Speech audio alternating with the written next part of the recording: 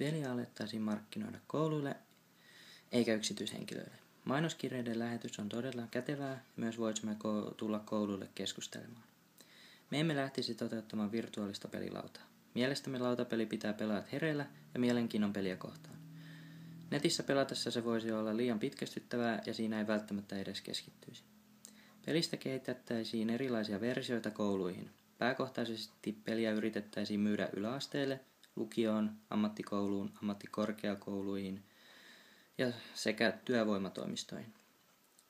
Pelien kysymysten vaikeusaste vaihtuisi sen mukaan, missä koulussa sitä pelattaisiin. Pelien kysymyskortteja kehitettäisiin eri alakohtaisiksi, esimerkiksi sairaanhoitajien alaan sopiviksi. Englannin ja ruotsinkieliset versiot tehtäisiin ja maahanmuuttajille olisi myös oma versio. Lähtisimme siis kehittämään pelin kysymyskortteja kuin itse lautaa. Markkinointi olisi helppoa ja selkeää ja se myös tuottaisi hyvän tulevaisuuden pelille.